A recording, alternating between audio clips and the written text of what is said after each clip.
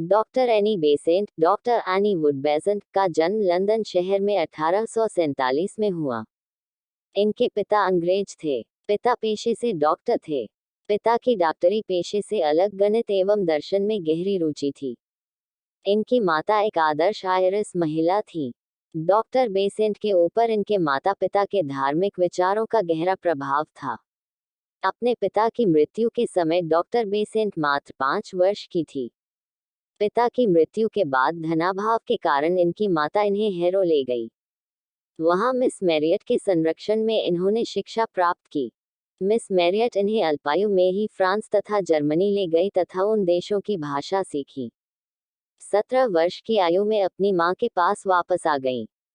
युवावस्था में इनका परिचय रिवरेंड फ्रैंक नामक एक युवा पादरी से हुआ और 1867 में उसी से एनी वुड का विवाह भी हो गया।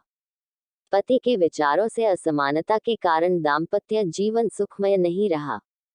संकुचित विचारों वाला पति असाधारण व्यक्तित्व संपन्न स्वतंत्र विचारों वाली आत्मविश्वासी महिला को साथ नहीं रख सके। 1870 तक वे 2 बच्चों की मां बन चुकी थी। ईश्वर, बाइबल और ईसाई धर्म पर से उनकी आस्था डिग गई। पादरी पति और पत्नी का परस्पर निर्वाह कठिन हो गया और अंततोगत्वा 1874 में संबंध विच्छेद हो गया। तलाक के पश्चात एनी बेसेंट को गंभीर आर्थिक संकट का सामना करना पड़ा और उन्हें स्वतंत्र विचार संबंधी लेख लिखकर धनोपार्जन करना पड़ा।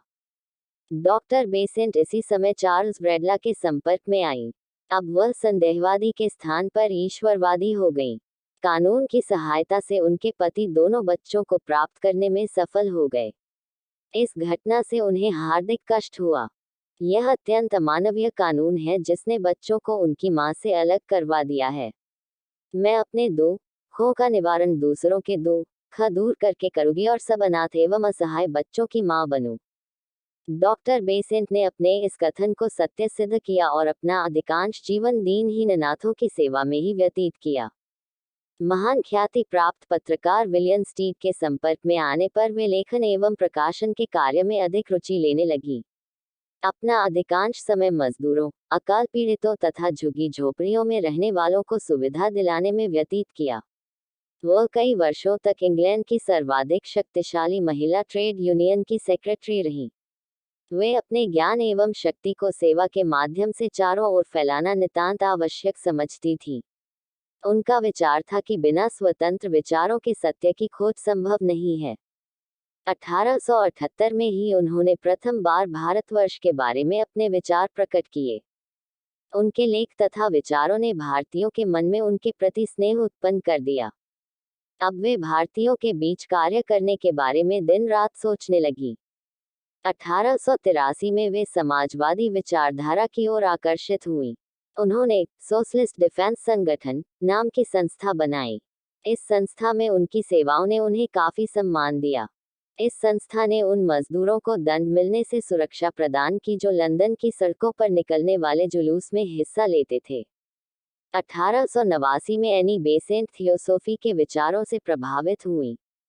उनके अंदर एक शक्तिशाली, अद्वितीय और विलक्षण भाषण देने की कला निहित थी।